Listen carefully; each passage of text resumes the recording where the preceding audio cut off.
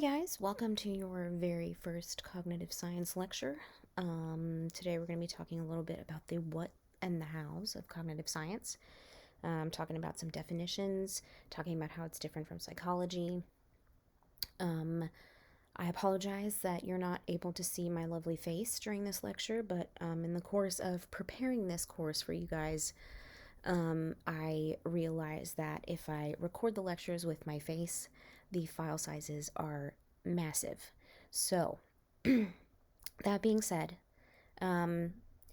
you will be seeing my face when I have live time on Microsoft Teams, and for any appointments that you might want to have with me. So, okay, let's get started. When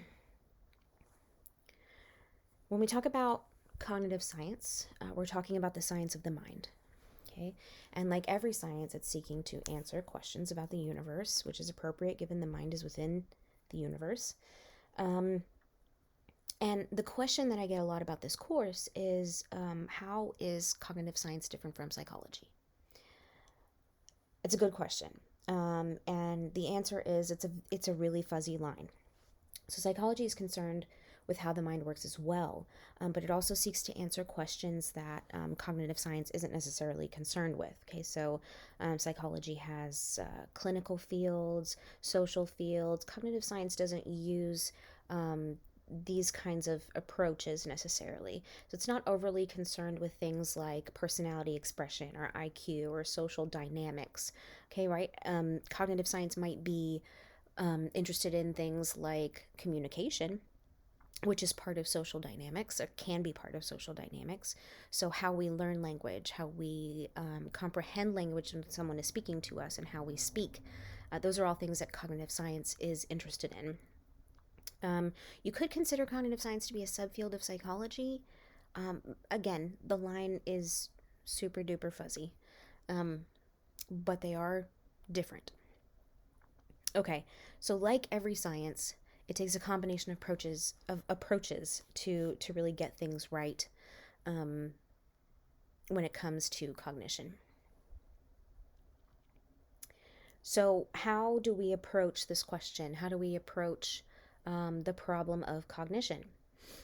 And cognitive science really kind of goes the opposite way of engineering. In engineering, you start with a problem, you design a solution. Okay. In cognitive science, we're talking about reverse engineering. We're starting with a solution, which is the brain. Okay, this is the solution to the problem of interpreting your environment, interacting with your environment. Okay, so now we have to figure out how that solution works. Okay, we have to figure out the design of that solution. So we have two questions in this two-part definition of cognitive science: the what and the how. Okay, the what is all about the problems that we solve with our brains and minds, and the how is this interdisciplinary approach. Okay, so when it comes to the what of cognitive science, we want to know, okay, what do you mean problems that we're solving? What kinds of problems?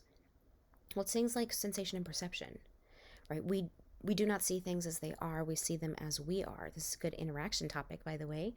It's kind of the basic underlying theme of sensation, right? We only perceive the environment as our machinery allows us to perceive the environment.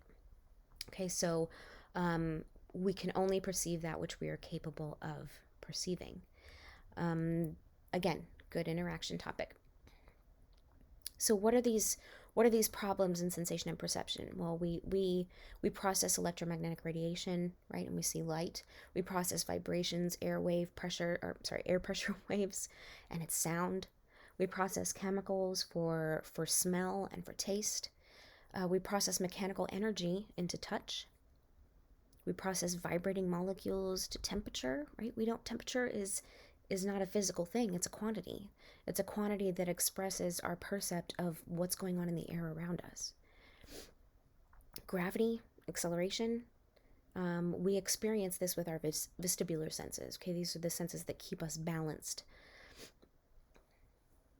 What other kinds of problems are we solving? We're solving problems of cognition, things like understanding, thought, planning and imagining, problem solving, attention, learning and memory. Okay, all all things that we want to know the mechanical underpinnings of. Problems in communication, okay, stuff like speech. How do we create speech? Language. How do we, create language, interpret language, comprehend language? How do we understand each other via gestures? How do we look for facial expressions in order to understand how other people are feeling? Micro expressions. How do we catch those? Body language and posture. How do I know that somebody's angry at me by the way that they're sitting, right?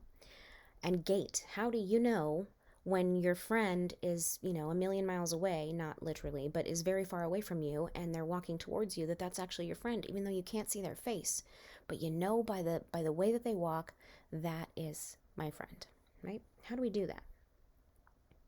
Problems of action. How do we manipulate the environment around us? How do we do this effectively? How do we actively explore our environments, and how do we navigate?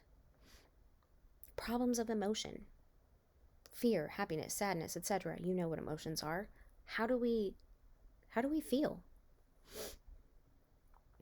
Okay, those are all part of the what in cognitive science. This is what we're trying to get after in cognitive science.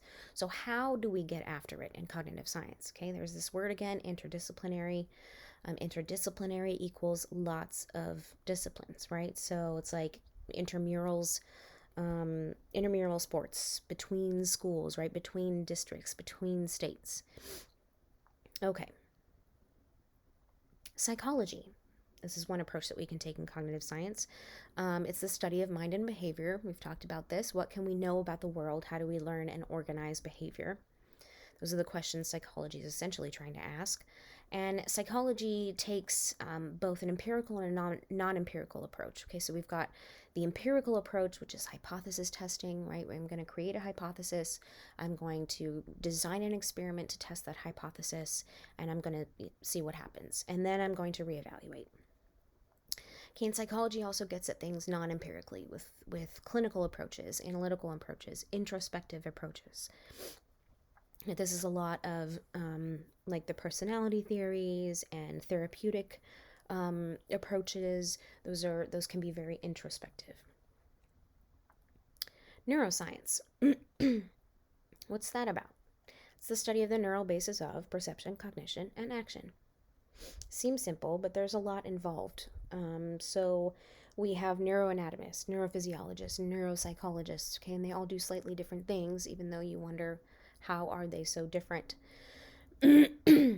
So in neuroanatomy, you're looking at brain structure, neurons, neural tracts, etc. How are they made? What are they made of? We're looking at histology. We're doing staining, tracer dyes. We're looking at neuroimaging. This cool contraption doohickey right here. This is it's not a contraption. Sorry. This cool little part of the brain is a hippocampus. So here's one side of the hippocampus, right, curling around there, and here's another side of the hippocampus curling around here. Okay, this is probably a mouse, but still very cool, done with tracer dyes and some neuroimaging. Okay, so what about neurophysiology? Neurophysiology is pretty cool as well. You're looking at brain function, not so much at the structure. Okay, you look at neurons. How do they link up? Neural tracts. Where are these axons going? How do things work in conjunction to create behavior and cognition? Okay, they also do things like single neuron recordings, and this is actually an actual mapping of it's an actual neuron mapping. Okay, so these are actual synapses happening between neurons here, and those are axons as well.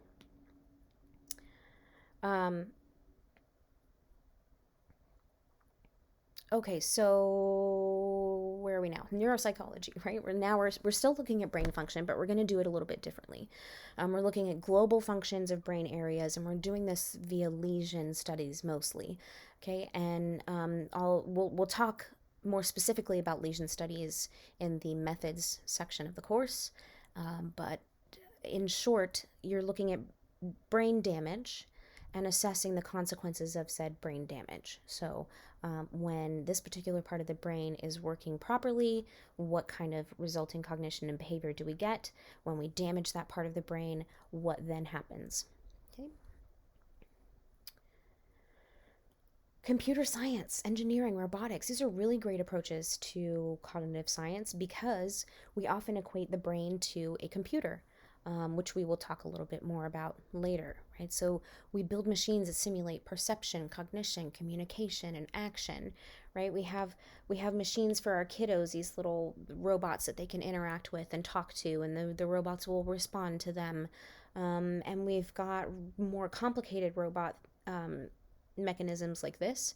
MIT actually worked on something very similar to this for quite a while, and the object of this creation was to get the vestibular sense of this machine working well enough that it could walk over really rocky and weird terrain and survive. And that's how complicated these things can be. That you've got a whole team of people from MIT working on something like this just to make it happen, and it takes a while. Okay, so then there's the big question of artificial intelligence. Can machines think? Can they perceive? Can they be conscious? A good interaction topic. We will be talking more about mind and machine in, specifically in that section of the course. But again, something to ponder, something to think about. And philosophy, finally. We get to philosophy last but not least, and it's ironic because philosophy is usually the first approach to these questions, these scientific questions. And that's not just in cognitive science, it's in psychology, it's in biology, it's in most of the sciences, right?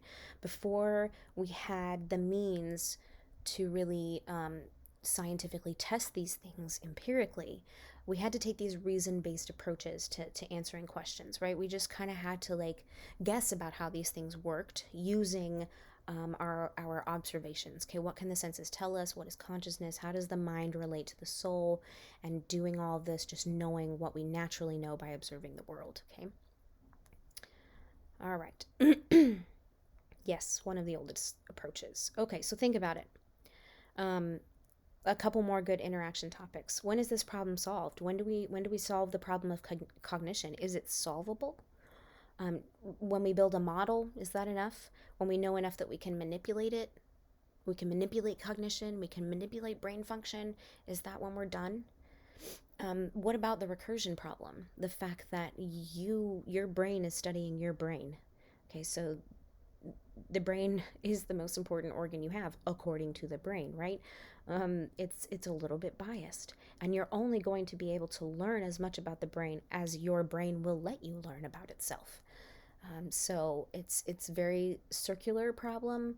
It's probably not one that's ever going to be solved because we really only have our brains to work with as far as studying the world. So that's it for now. There is a follow-up lecture to this called the microwave scenario, I believe.